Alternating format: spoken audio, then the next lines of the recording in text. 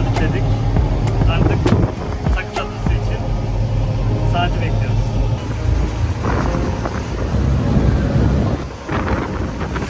Şimdi gemiden indik. Pasaport sırasına gittik. Pasaport kontrole. Ondan sonra yolumuza devam edeceğiz. Evet. Burada da yine aynı şekilde motosikletle ilgili işlem için anladığım kadarıyla farklı bir yere gideceğiz. Bitirince anlatırız. Şu an limandayız. Şöyle gözüküyor.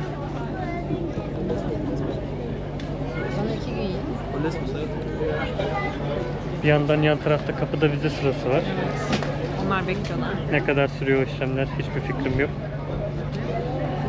Biz normal vize olduğu için herhalde buradan işlemimize yapıp devam edeceğiz. Evet, pasaport Herhalde. kontrol bitince görüşürüz.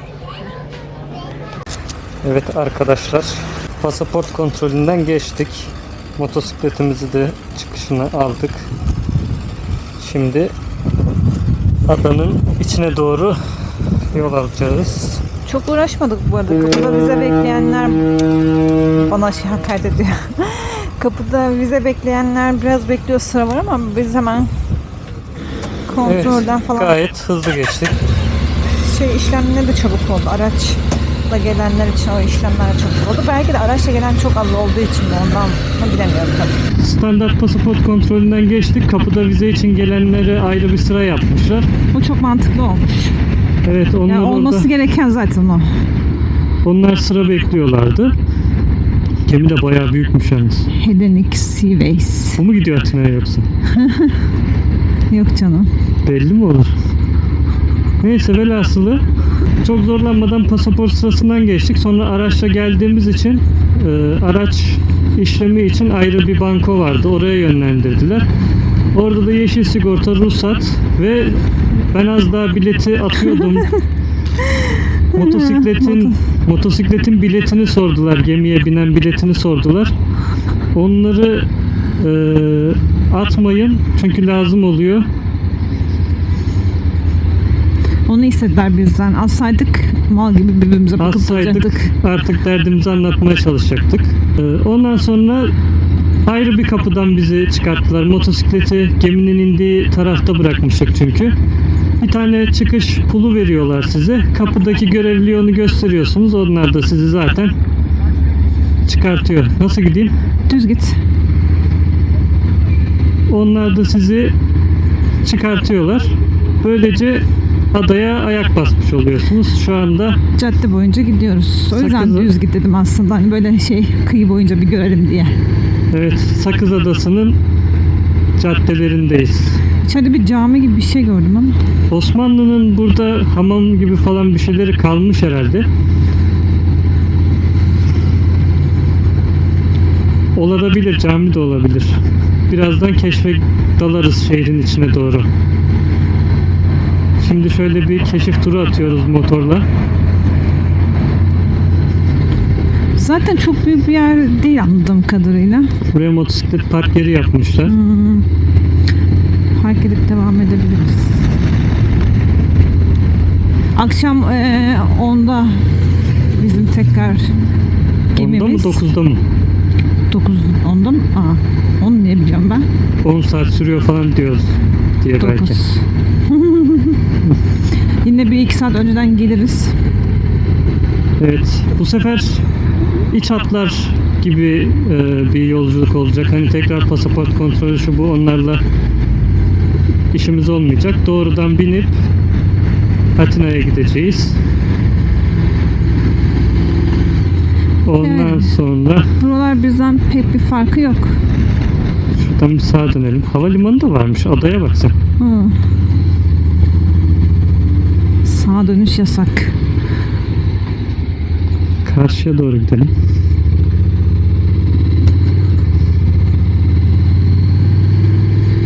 Bir benzinci görürsek benzin alacağız. Doğru. Ne yapalım? Başka bir yerde bakacak mı? Full.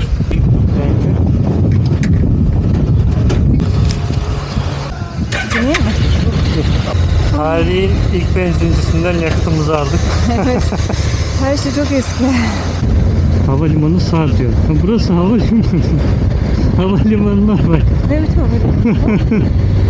Uçak nerede?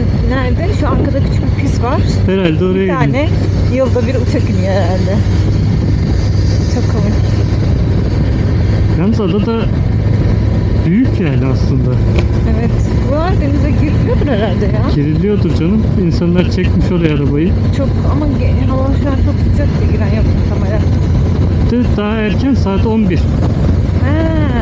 Ay ya ben sanki sabahtan beri böyle çıktık ya erkenden. Evet. Saat böyle 2-3 olmuş gibi hissediyorum. Az önce buradan geçmiştik. Ben sana söyleyeyim, böyle bir gemiyle gideceğiz. Çok büyük bu gemi ama ya. 10 saat gidecek olan gemi böyle oldu muhtemelen. Bak şey var kocaman, bak tırlar mırlar giriyor. Ha o konuştuğunuz adam tırcı mıydı? O da demişti değil mi? Hı hı. O zaman Büyük, bu büyük gemi geliyor. Anladım. Bu o zaman. Sunrise var burada bak. Dur motor. Sunrise'a mı soracağız? Ha, Sunrise'ın Tam mı almışız biz bileti? aldık sanki. Öyle mi? Soralım ya. Soldaki gemi gibi bir gemiyle yola çıkacağız Atina için. Kalkış noktası da orasıymış. Bunu öğrendik. Şimdi Yalnız tur yoldaki kadın çok suratsızdı yani. Hiç beğenmedim. nazar değdirdik. Buradan sağa Terbiyesiz. dönelim bu sefer. Ne oluyorsa olsun. Orası yaya. Ya. Yanlış. Şu sağdan doğru gideceksin.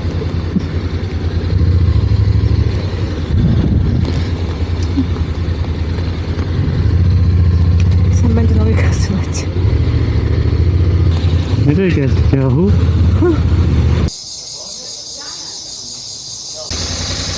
Biraz daha gidip Ünlü gibi bir şey geldi. bir şey diyeceğim. Şeydeki kadına benziyor. Harry Potter'da falan Evet, gördünüz. evet. O bence. Hayır şeydeki yaşlı babası vardı ya, bir babası vardı da Alzheimer gibiydi de babasını evde bakıyordu sonra şey Ha. yapıyor, hatırladın mı? Öyle bir şeydi. Şey bir adam ünlü Anthony Hopkins'in işte filmi, hatırladın mı? Hı hı. Oradaki kızı ona benzemiyor mu? Evet. Oydu bence. Bence de oldu. Çok Çünkü benziyor. ikimiz de aynı şeyi düşündük. Az daha onu çarpıyordum. Düşünsene. İlk defa motorla ilk defa üstüne çıkmışız. Anthony Hopkins'e falan çarpıyoruz. Ay, çok komik. Şimdi Mesta'ya doğru gidiyoruz. Mesta. Akşama kadar vaktimiz var. Manzara çok güzel. Evet, içim açıldı. Derin bir nefes aldım. Ha, uçak iniyor. iniyor. Bir de havalimanı çalışmıyor diyorsun. Ben diyorum. Evet, sen dedin. Daha neden? Yılda bir uçak iniyor dedin. Ha, o da geliyor.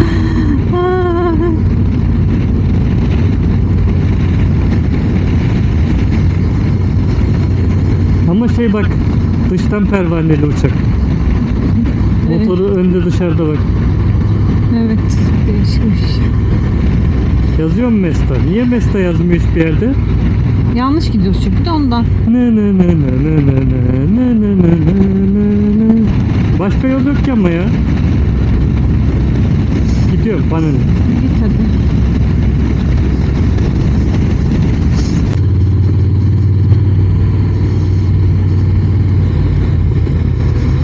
Yel değirmenlerini geçtik. Burada da güzel yel değirmenleri var. Şimdi arabayı bırakacak, gel bakacağız. Motoru. Ama araba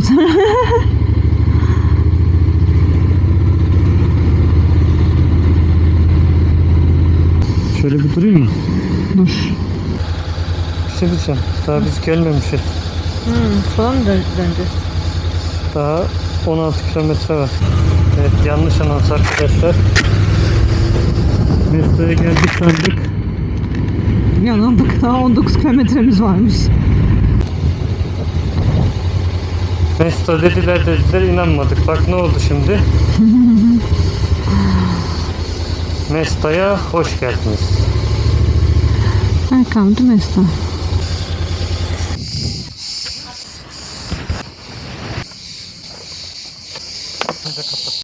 Sakız Mesta'ya geldik. Adası'nda Ben hemen konuya giriyorum. Söyle tamam hadi. Sakız Adası'nda Mesta'ya geldik. Merve Hanım buyurun. 47 kilometre mi ne gösteriyordu? Değil mi? 47 kilometre gösteriyordu galiba.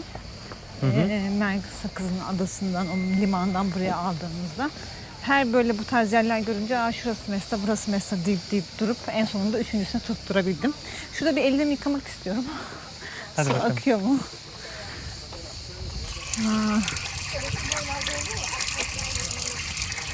Ay, çok güzel oldu. Şöyle boyunca evler var. Küçük küçük balkonları falan var. Şu yol çok güzel gözüküyor. Şu arada çok güzel. Gidelim mi? Hadi Dur gidelim. bir şurada yolu göstereyim. Evet. Burası dururken tabii ki şuraya gireceğiz. Motosiklet girmesi yasakmış.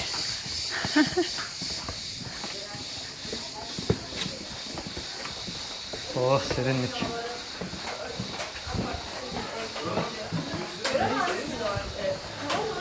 Oraya karakteristik oymayla çakarak yapılmış şey.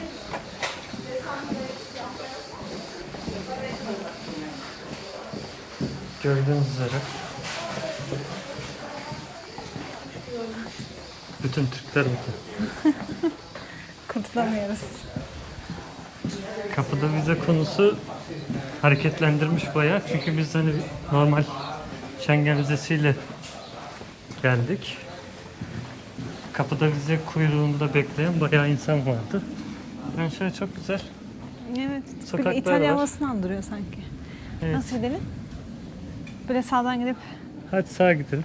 daha gölge. Seçimimizi buradan yana yaptık. Sakız Adası'nın içinde, Mesta bölgesinde Bak buralar yürüyüşlerimize var. devam ediyoruz. Böyle evlerin falan çıkıyor herhalde buralar. Evet. Hadi sen önden devam et. Ben devam edeyim.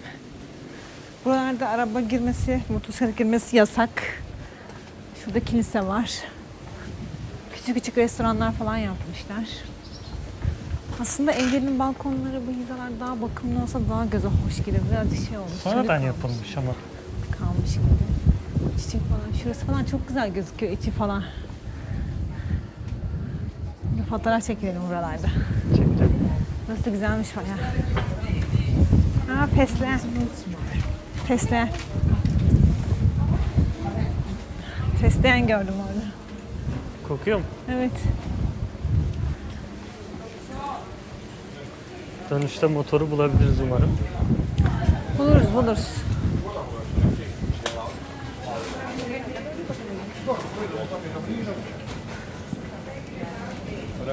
Sola gidelim mi?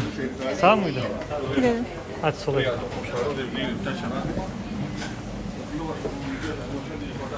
Güzel.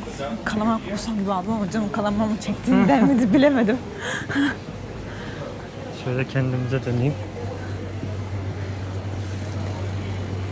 Nereye benziyor burası Türkiye'de?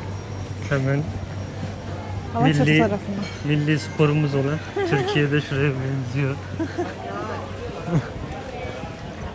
Alaçatı tarafları. Alaçatı Foça, olabilir, Urla Foça tarafları. Urla olabilir. Evet. O Şöyle taraflara çok güzel benziyor. çiçek var baksana. Hadi geç bakayım yanına. Çakma bu. Ha? Çakma çiçek. Çakma makma. Burası kalabalıkmış. Yanına sen geçince güzelliği söndü tabii. Burada da oteller var, bu bölgede de kalabilirsiniz. Mesta küçücük bir yer. Ben beğendim ya. Güzel bir yer bence. Nostaljik bir havası var. Ben bu tarz yerlere hoşuma gidiyor benim. Evet, ben de severim. Bir de Rüzgardan dolayı sesimizi nasıl geliyor bilmiyorum ama Evet. Bir de doğal olarak yapıları da korumuşlar hani. Böyle hiç yeni yapı yok. Hep böyle eski. daha doğrusu böyle tarzı. kale gibi, böyle az önce işte Kalenin- kapısından çıktık ya, küçücük. Hı hı. O alanın içini olduğu gibi korumuşlar. Dışarıda yine var hani şey. Böyle sonradan şurası. yapıldığı çok belli olan. Şurası var İşte mesela. mesela şöyle. Burası kale gibi dediğim şey bu. Evet. Ne kadar kale denirse buna. Hemen yanında böyle normal Biz şu an klasik. kalenin dışından doğru yürüyoruz Evet. herhalde anlaşılan. klasik Bodrum'daki gibi olan Ege'nin sağına soluna klasikleşmiş evi var. Ama kalenin içi güzel gözüküyor. Güzel, Mesela güzel. bizim gibi Sakız Adası'na gelip akşam vapurunu bekleyecek kadar vaktiniz varsa Mesta'yı şöyle bir görsek diyebilirsiniz. Bence fırsatınız varsa gelin yani. Çok alternatif yok ki Zapı Hele, Adası'nda. hele ki işte kapıda vize gibi bir şeyle geldiyseniz, hani ben sadece deniz görmek istemiyorum diyorsanız, o zaman da gelebileceğiniz bir yer. Yani şöyle hemen çevireyim. Şöyle sokaklarda yürüyorsunuz. İncin top oynuyor şu an. Her zaman böyle mi bilmiyorum ama daha güzel aslında incin top oynaması. İçeride tabii insanların çoğu. O yüzden böyle. Birazdan tekrar içeriye gireceğiz. Şöyle soğuk bir şeyler içme molası verelim. Hava çok sıcak. Biz de yorulduk biraz.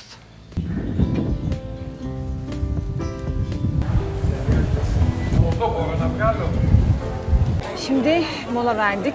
Dinlenmek için oturduk. Biraz serin soğuk bir şey içelim diye. Sodamızı aldık. Nikos soda.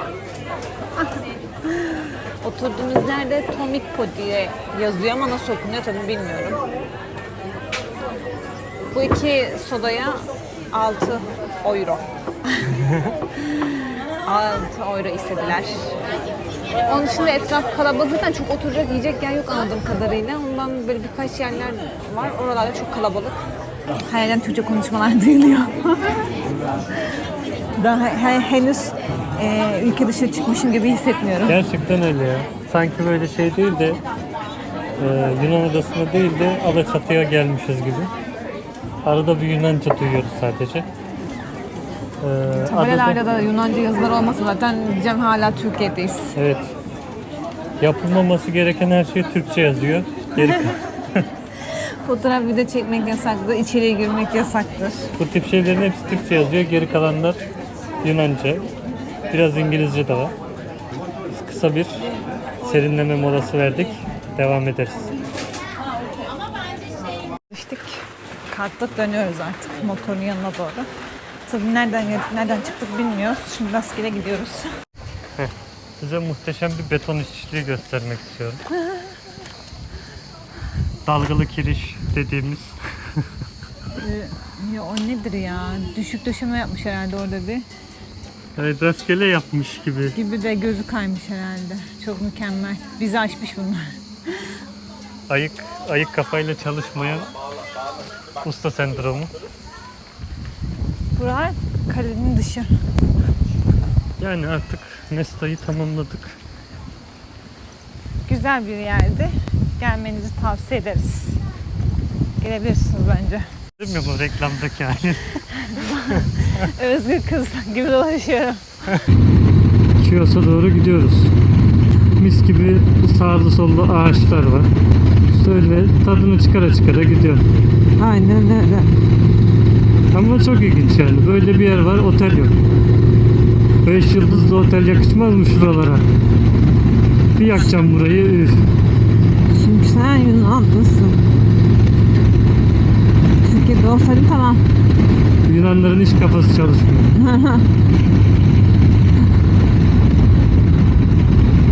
İşte küçük bir ironi eleştirisi daha yaptık. Yola devam ediyoruz.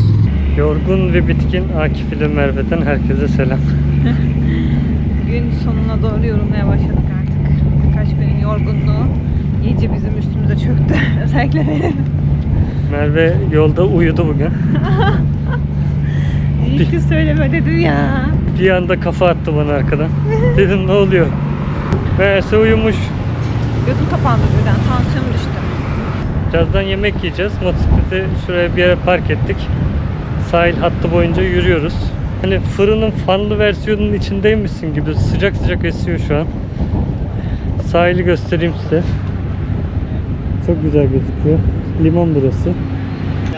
Saat 10'da kalkacak bir gemiyle yaklaşık 10 saat sürecek bir gemi yolculuğu yapacağız ve Atina'ya gideceğiz. Kameralı yerde gitmiyoruz. Hani ekonomi biletleri de bize ne sunuyor bilmiyorum açıkçası. Gemiye binince göreceğiz onu. 10 saatlik yolculuk bu gece gemide geçecek tamamen. Bakalım bizi neler bekliyor. Yarın nasıl olacak? Muhtemelen yarın Atina'da otele gideceğiz ilk olarak zaten. Orada birkaç saat dinlenmeyi tercih edebiliriz. Şimdilik böyle. Şimdi yemeğimizi bekliyoruz. Yemek yiyip yavaş yavaş geminin kalkacağı tarafa geçeceğiz. Türkiye'de değiliz, Yunanistan'dayız. Ve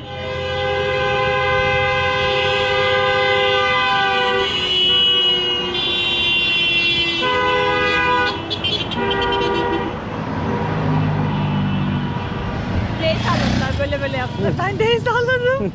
ya Yaşayan Türklermiş. kendimizi evimizde hissedelim diye her şeyi yapıyorlar sağ olsunlar. Korna sesleri, yaya geçidinde yol vermemeler, Gaza basıp gitmeler, egzoz patlatmalar. müzikler açıp son ses geçmeler falan filan. Yani Türkiye'yi yaratmıyor. Zaten her yerde Türkçe konuşuyorlar. Yemekten bahsedelim hanım. Yemekten hemen bahsedelim. Bir tane pizza söyledik. Bir tane büyük, yani bayağı büyük bir kasede salata geldi. Salata söyledik. 2 Sprite, bir büyük suya 23 euro verdik. Pizza da bu arada iki kişiyi çok rahat doyuracak Aşırı, boyuttaydı. aynen. Biz unutmuşuz Avrupa standartlarını herhalde. Bir an gözümüzün önünde söyledik ama yani sadece pizza yeterliymiş. Yarım kaldı. Pizza da yarım kaldı. Salata da yarım kaldı. Akif'in zaten bugün iştahı bilmiyorum çok şaşırtıyor beni. Kapalıydı. Ben de tam tersi. Bugün habire yiyesim geliyor. Neden bilmiyorum. Habire yiyesim geliyor. Ben yedim ama Akif çok yemedi o kadar. Ya, bitiremedik yani. Fiyat performans açısından yani verdiğimiz 23 euro değiyor. Denizin hemen kenarındaki bir yer burası. Deniz manzaralı. Sadece deniz manzarasına o parayı alırlardı bizden hiç hizmet vermeden. Ya hizmet de vermeden alıyorlardı. Ne verirse versinler de. Eli yüzü düzgün bir yerde. Güzel bir yemeğe. Sadece 23 euro ödedik ve bitiremedik. Evet, bitiremedik. Artık Sakız Adası gezimizin sonuna yaklaşıyoruz. Gemimizi bekleyeceğiz. Saat kaç oldu? Yani 7'ye gidiyor muhtemelen. 7'ye falan geliyor. Gemi de 10'da. Gemi 10'da kalkacak. Biz de işte bir saat öncesinden falan hazır olacağız. Bekleyeceğiz.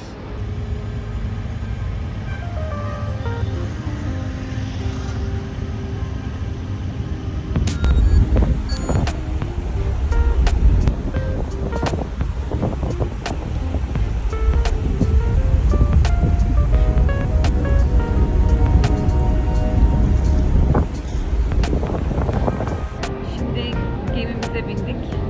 Sakız'dan. Atina'ya doğru yol alacağız. 10 saat boyunca. Saat 10'da hareket edecek. Gecikmezse. 10 saatlik bir yolculuğun ardından sabah Atina'da olacağız. Promosyon biletleri denk gelmiş. Onları almıştık. Şu an yatacak yerimiz yok. Ya gerçek anlamda yatacak yerimiz yok. Mecaz değil. Masa sandalyelerde herhalde uyuyacağız. Bazı sandalyelerde uyuyacağız. Sonra sabah Atina'da artık tertimizi toplayacaklar. Kendimiz Atina'da otel yaptıktan sonra daha da çıkmıyoruz herhalde otelden. Sakız Adası'nı mesela gelmeyenler için şöyle kısaca özetlemek gerekirse hani buraya bir günden fazlası fazla olur gerçekten. Yani Günübirlik bile gelip dönebileceğiniz bir ada. Yani Mesna taraflarına vesaireye gideceğim, Olimpio'ya gideceğim vesaire diyorsanız biraz zaman ayırmanız gerekecek ama hani çok da ağım bir şey yok yani. bir şey yok. Yani Alaçatı vesaire oralara benzer yerler. Aynen. Çeşme, Alaçatı, Urla, Foça o taraflara gittim daha iyi. Yani oralar daha cıvıl cıvıl hareketli en azından. Burada terk edilmiş gibi bile hissettirdiği oluyor. Tabii biz pazar günü geldik Bizim buraya. Onun da pazar etkisi günü olmuş böyle. olabilir. Bizim oradaki pazar günleri daha kalabalık. Yani daha bizde de cıvıl pazar cıvıl. tam tersi. Buraya çok sayıda Türk gelmiş ki onlar da aynen. olmasa zaten neredeyse hiç hareket olmayacak adada. Yani otururken saydık önümüzden 37 tane bile Türk geçti.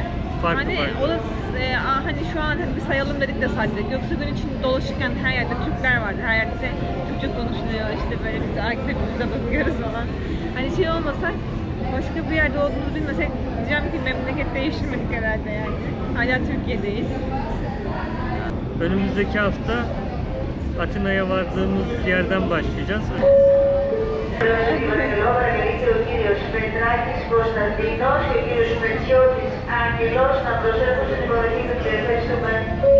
Çok önemli şeyler söyledi. Hiçbir şey anlamadım.